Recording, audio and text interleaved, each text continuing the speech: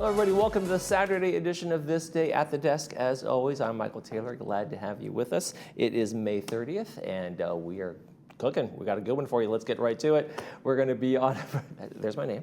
And now we're going to go to what's on the show today. We got a great show for you today. We got Hoag Medical coming in. Dr. Yuichi Ishida is going to be here along with Dr. Howie Tran. They're going to be talking with Bree. And we always got fun things going on in the library, and Eileen Ordway is going to be here to tell us what they have going on for the spring and summer season. All right now, though, we want to keep you informed, and we got an important one for you. It's a fun one. An important little history of Apollo 13. We're going to be showing that one as our Spotlight series over at the cinema at the PAC, and you can get your seat with a special performance of Apollo 13 featuring commentary from film historian Theo Siegel. So he's going to be talking about the movie and all the history of it. Tickets are just $5, and you can get them at the website there on your screen. Apollo 13, great historical film. It's going to be on June 3rd. Let's take a check of our weather forecast, and we got some nice temperatures. If you're not going to be inside watching the film, you can be outside enjoying the wonderful temperatures we have for today. 71, low 70s, and we bump up a little bit on Sunday to 74 degrees, and a little bit cooler, right? Some very nice spring-like temperatures for the rest of the week, so enjoy the temperatures out there. How about sunrise, sunset? Well, we got a beautiful picture here from all the way from Uruguay. Thank you very much, Dennis Harper, on one of his journeys out there. Beautiful, colorful, looks like parade going on there. Sunrise this morning was 5:42. Sunset tonight is going to be 7:55. If you have a picture, we'd love to see it. Make sure you email them to us, Laguna Woods Village TV at gmail.com. Make sure you include your name, where you took the picture, and we'll use it in our sunrise sunset segment. Okay, time for a quick break. Then when we come back, we'll be talking to the folks from Hoag Medical. Stay with us.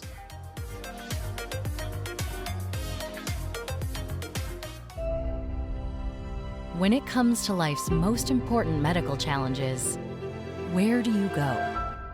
Welcome to the Hoag Institutes. Our top-ranked physicians are experts in diagnosing and treating the most complex medical conditions.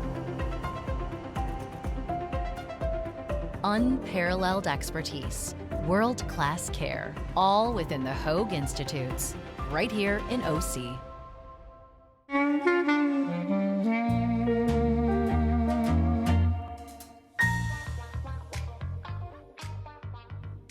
Welcome back to the show, everyone. Here to give us all the details about the Advanced Heart Failure Program at Hoag, I welcome Drs. Howie Tran and Yuichi Ishida. Hello. Hello. Hi. How are you two? Good. Thanks for having us here. Thank you so much for joining me today. I know this is a really important topic. I've known people personally who have suffered from advanced heart disease, and we kind of want to get to the surrounding benefits and everything that Hoag is offering in terms of this disease. But what I want to get to first is all about you two. Great. We've shared just a little bit of a conversation before our segment, and your lives have been parallel a little bit and kind of overlapping, and now here you are again and working together over at Hoag. Dr. Howie, tell us how you got led into this field. Great question, Bree. And Yuichi and I spent some time in San Diego. He was training, I was a faculty member, and so we knew that this was a space that we could potentially really collaborate on here in Orange County when he landed about 8 months ago, and I've been here for about 6 weeks ago. But if you were to rewind the whole story all the way back to medical school and cardiology training, heart training and all that, I was fascinated with taking care of the sickest patients. I knew what really got me excited and what got me up in the morning was knowing that I was going to the ICU, knowing that somewhere in the community, I trained at Brown University, so I knew somewhere in the community of Providence, there was somebody that was gonna get really sick.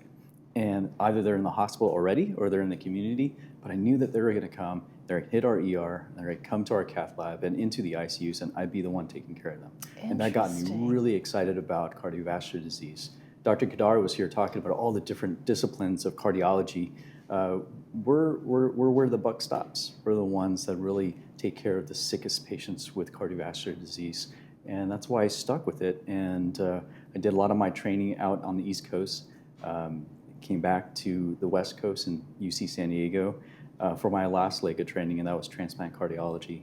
And so that's what I've loved for the last 12 years, building that program in San Diego. And now we're bringing it to Orange County, where I'm from. You come full circle. Yeah. That's fantastic. What a great story. I want to touch more on that a little bit later. But Dr. Iishi? Yes. So for me, that I wanted to be a surgeon since when I was like 8 or 10-year-old. I think it fascinated me that the hand coordination and like sewing meticulously. And then you have to solve the problem and you have to think a lot. That all fascinated me. So I wanted to be a surgeon. I did my general surgery training first, and then I still like to do like hand sewing meticulously. So that kind of led me to a cardiac surgery journey. But originally I'm from Japan. I lived in California in my childhood. But I graduated med school in Japan and worked for 2 years, but then came to United States for surgical training. And I did my cardiac surgery training in a UCSD, UC San Diego, and that's where I met Howie and worked together. After that training, I went to Iowa, Des Moines, Iowa, and I practiced for 6 years at the high volume center, and I took care of a lot of the advanced heart failure patients, which we're gonna talk about it. And then now I'm excited that I had this great opportunity to start this start the program and in Orange County and serve the community. Okay, fantastic. Well, let's talk about the program, and I'm glad that your paths crossed again. It's nice to have you both here. But let's go back to the basics now and talk about what exactly is heart failure. Yeah, I'll take this question. It's a wonderful question. I think a lot of the viewers would think as well too, heart failure, what a terrible name, right? Yeah. It's really the heart hasn't stopped. It's really not working. So I tend to call it heart dysfunction, or that the heart's just not doing its thing. And just like in nature, the heart's a pump. So when anytime a pump in nature doesn't work, then pressure builds up, the volume builds up. Well, in our heart, in our body, the blood backs up to the lungs. The blood can back up to our gut, and the pump isn't doing its job. So a lot of our patients will start to have symptoms of shortness of breath because the lungs are just so full of volume and pressure. And these patients can't lay down flat. They oftentimes will have multiple pillows just so they can breathe a little bit better when they're laying in bed. Or they'll lay in their recliner and get that head of the recliner up a little bit as well too. Our patients tend to swell up a little bit. So there are a lot of reasons as to why the heart is dysfunctioned. And previously in other iterations of interviews, there are electrical reasons, there are plumbing reasons, there are carpentry reasons and structural reasons. But what's very attractive about what we do is that we're basically the contractor. We're trying to figure out generally what's really going on, who done it, and why is the heart so weak, so that we can have a better sense of how to help our patients moving forward with whatever therapy. So heart failure is a term that we all use. It's all in media and science, but it's really a dysfunction heart, and figuring out why the heart's not pumping the way that it should. Dr. Howie, does that come from childhood, childbirth, or is that something that's progressive that happens to older age? Yeah. Is there any differentiation about great question. And who it happens to? Yeah, it's a wonderful question, because when you see patients, I have patients who are in 19, 20, they're young 20s. I have patients into their 70s and 80s. Dr. Yoshida does a fair amount of bypass surgery as well too in patients who have coronary disease. So when Dr. Mila and Dr. Kedar were here, they were talking about plumbing issues. If the stents don't work or the patients aren't candidates for stents, then they could be candidates for bypass surgery, which Dr. Yoshida, Dr. Sun perform. So that's one flavor of heart dysfunction, is that the plumbing isn't working so well. Well, there's a big group of patients that are born with genetic abnormalities and mutations that can cause their heart to be weak as well too. And with our advanced heart failure program, this new program at Hoag, we're going to dive really deep into taking a look at those types of etiologies or reasons as to why the heart is so weak. Right. So it's a huge gamut of what we're born with, what we're exposed to. A lot of coronary disease is based on our diet, based on our genes, based on smoking and some of these other unhealthy habits as well too. But at the end of it, it's we sit down, Yuichi and I talk about who done it and how do we fix it. Right. Well, that brings me to my next question, Dr. Yuichi. when the standard treatments are no longer enough, what additional options are available? Yeah, so if patients are struggling even with the optimized medical therapy, then the next option would be a surgery called LVAD. It's a left ventricular assist device. So LVAD is a small pump that's that attached to the heart and then suction the blood and then kind of help circulate the blood into the body. So we sew the graft into the aorta, that's the big artery coming out of the heart. And then you assist the LVAD will assist the circulation. And your patient will have a drive line coming out of either side of the abdominal wall. That'll be the kind of battery charger cable. Oh, really? And this LVAD it will help kind of energy, improve the energy, breathing, and the quality of life. And in many cases, it helps live them longer. Does it seem odd to have something like that inside your body? How big is the device? About maybe smaller than my fist. From the images, it looks pretty large. Yeah, it's on a, Yeah. yeah. But it'll be inside of the chest, so patient won't be able to feel it. The only thing they can see is the driveline cable, which is probably like size of my index finger. And so they literally have to plug themselves in. Right, yep. They'll have battery packs that they'll wear, and oftentimes our patients will have these vests that they wear too. I have a pair of patients who I'm very fond of. They're 40-year-old guys, both guys, one in Vegas and one out here in Costa Mesa. And they have these vests. It's almost like fishing vests. So they walk around. You don't notice the batteries, and it's a situation where it's uncomfortable at first, but within the first couple of days, our patients tend to get used to it. No, they don't sleep with these devices or the battery packs, do they? No, they can take it off and then they can just plug in the cable. They don't have to wear this battery pack or anything. Medical science is fascinating, isn't it? It's great. Yes. It's great. Yeah. And listening to these stories is fantastic because you start to hear stories of 40-year-old guys who can barely walk from here to outside the studio, or walking to the parking lot is a chore for a lot of these patients. Right. And patients shouldn't feel that way. They shouldn't feel so limited, especially when they're so young. Exactly. Yeah. It sounds like the quality of life really improves Yes. with this device. Yeah. We have. I have a patient that I walked the 5K with, 3 miles with in Vegas, the rock and roll. So those are the types of things that our patients are able to do with this device.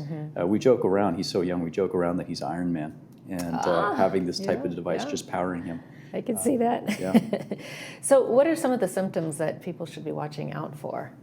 Yeah, so the symptoms, most immediately, it's not a subtle situation. I think with coronary disease and some of the chest pain issues, that can vary. But with heart failure, it's not subtle. It is shortness of breath. It is the inability to take a full breath in because the heart isn't doing its job. It's swelling that can happen as well to someone's legs, which is blown up, and the abdomen's blown up because the heart's not pumping fluid or blood the way that it ought to. And so patients do feel it. So if patients in this community, if you start to have shortness of breath and you've got a history of heart disease, it may be heart failure. If you've got some swelling in the legs or the abdomen swelling, it may be that. If there's discomfort laying down flat, just watching TV, that may be due to heart failure as well too. So those are the cardinal symptoms that I take a look at. Some of the other symptoms would be palpitation sometimes lightheadedness and dizziness. Sure. Dr. Tran, is that a gradual thing that happens, the leg swelling or the abdomen? Wonderful question.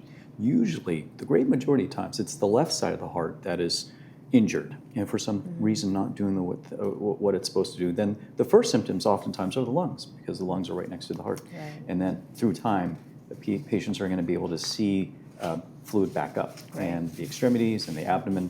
And so that's through time, that's what we tend to see with a lot of our patients.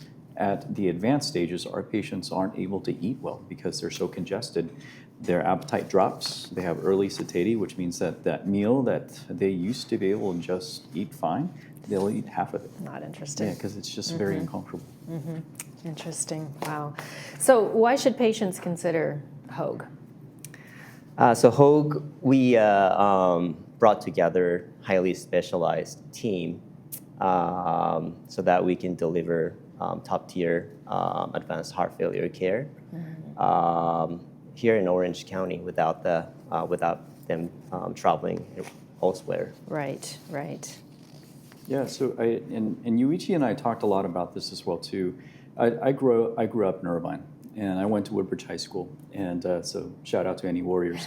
But growing up in Irvine, I knew that there were, if I had a loved one that had to go to a hospital, we weren't going to go anywhere east of, let's say, the 5. We knew that. We weren't going to go at the time Irvine Medical Center. We were going to go Hogue. Right. And this cultural and community memory is so strong that if one were to be sick, it would be Hogue. And to me, the blessing is now I get the opportunity to come back full circle to work for an institution and a hospital that I loved growing up. And to bring that knowledge that we both have from San Diego and Iowa back to a true community hospital like Hogue is the true blessing. Wow. Well, it's been a blessing having you two on the show today. Thank you so much for all of your knowledge and for helping the community. Thanks for having us. Dr. Tran Yuichi, thank you. You're watching This Day on Village TV. We'll be back after these messages.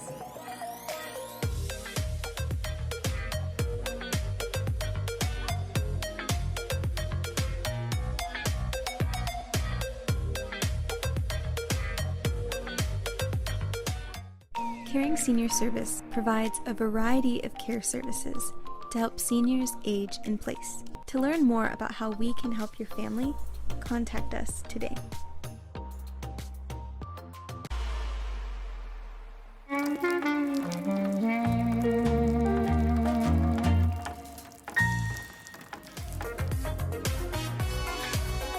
Welcome back to the show, everyone. Do you know what Laguna Woods Village best amenity is? Well, Eileen Ordway from the Village Library. Village Library. From my perspective, it is absolutely the best amenity. And you're the president as well. Yes, I am. Yes. Of all the volunteers that work there. Yeah. Very proud of that position. Yeah, I am. I'm glad they chose me.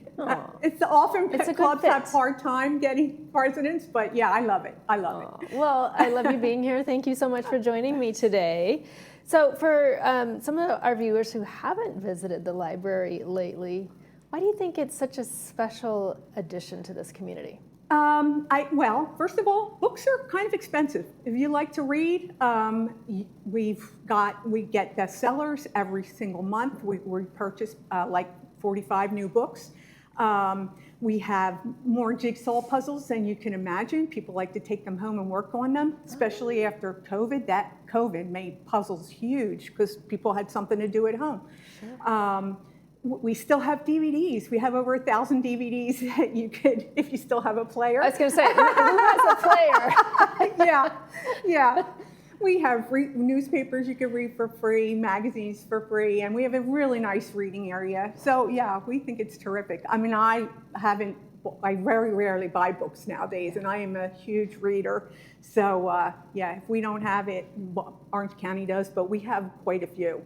Well, what I love too about libraries or even stores like Barnes and Noble, they create an environment where you can go and be with other people, but you don't have to mingle. Obviously, it's a quiet environment, right? But you don't feel like you're home alone. Yes, right? absolutely. You feel like there are other people in. Yes. Because you could just as easily curl up on a sofa with a book at home. Yeah.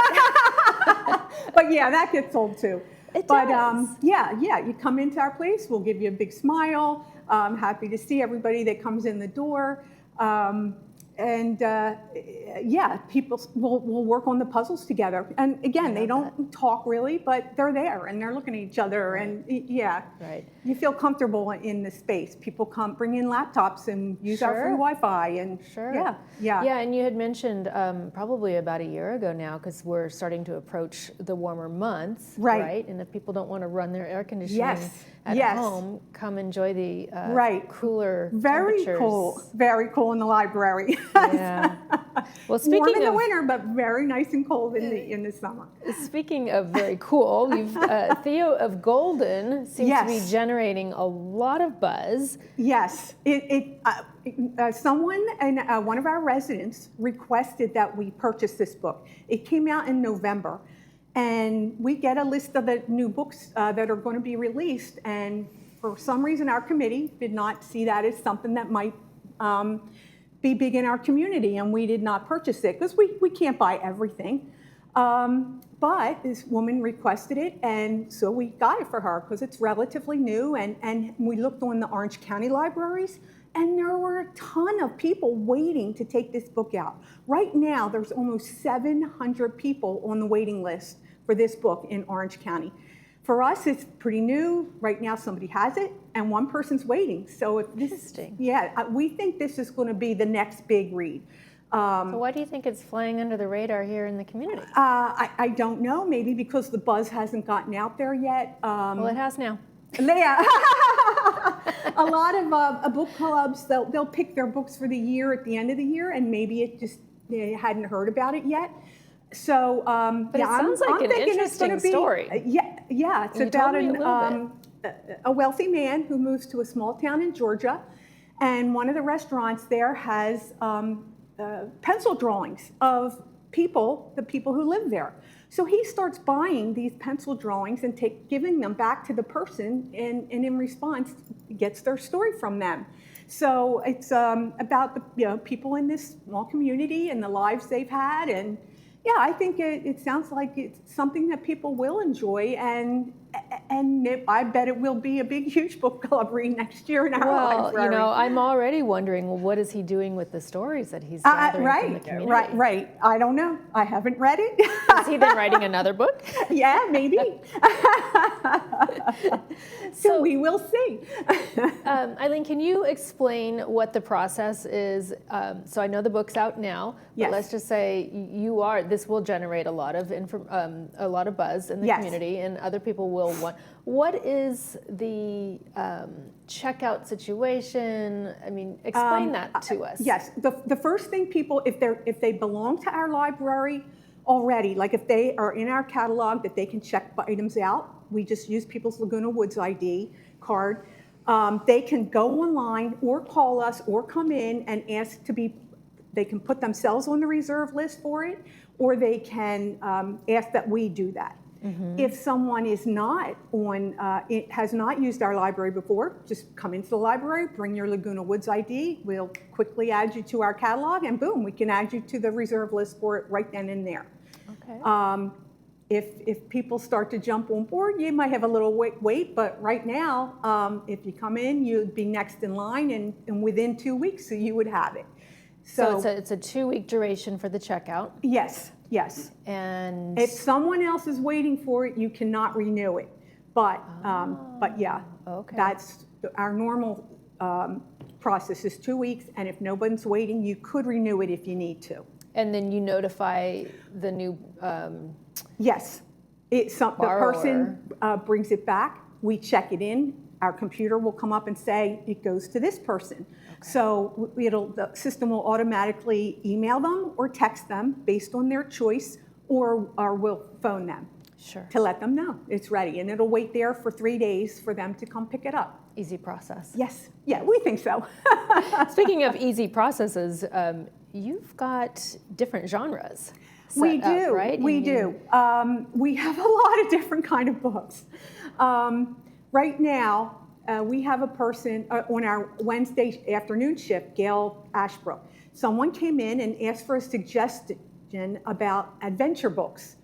And sometimes, even though we're readers and we have all these books, somebody will ask for something in particular, and you kind of like, draw a blank.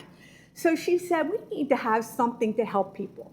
You can go on the catalog and search for categories, and it'll come with big lists. Mm-hmm. But what we're doing is she is hanging on the ends of our rows the genre. So this first one is adventure. Then we'll have mystery and romance and sci-fi and fantasy. And she's asked the volunteers at the library what are their favorite books in those categories.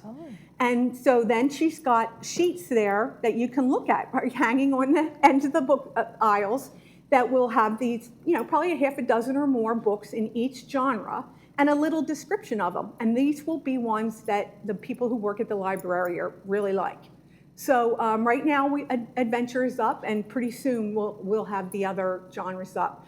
So it will be a little bit easier to maybe find something that you haven't read before in a particular genre.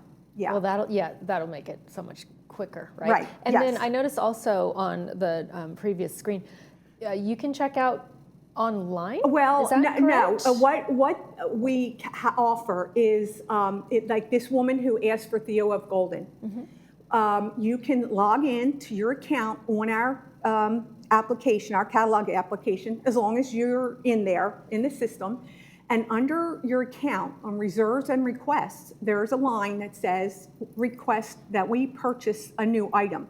If you click that, this screen will come up, and you just have to say what the title, the author, and whether you want a book or a DVD, and it will go into our system, and then our book buying committee will make a decision about whether to buy that or not. We prefer that these books are newer because we have a certain budget that we need to maintain for buying new books. But and we hope they aren't too expensive. And sometimes maybe if Orange County has a lot of books that are available, we'll say, go get it from Orange County. Right. If we don't think it will rotate enough on our screen on our system. But yeah, it's very simple to go online. And if you aren't comfortable with online, we actually have little yellow cards that you can get in the library and fill out the same information. Okay. And then if you request it and we purchase it, when we get it in, you'll be the first one. You'll automatically get put on the reserve, and we'll notify you that it's ready for you to pick up and read. Fantastic. Eileen, are you still taking donations? Yes, we are. We'll pretty much take anything because even if we can't use it, we have a little patio outside where there's shelves there, and we put books, and it's extremely popular. It's like one of those little libraries, people come every day and look and see what's there, and they take them. Fantastic. So it's working out for us really well. Great. Yeah. Eileen, thank you for that update. Appreciate you being here. So as glad always. you had me. Thank you. All right, everyone, go reserve your Theo of Golden. You're watching This Day on Village TV. We'll be back after these messages.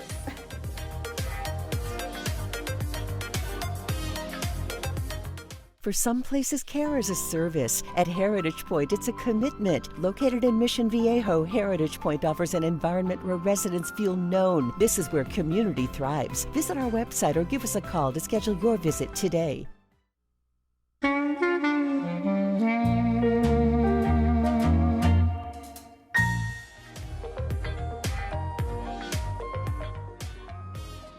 Welcome back, everybody. We got a great Saturday movie for you. It is an animated film. It's called The Land of Sometimes. It's brought to us by Advanced Ear Care. It's going to be at 2 p.m. with the subtitles and 6 p.m. without the subtitles. It's a fun one. Make sure you see that one.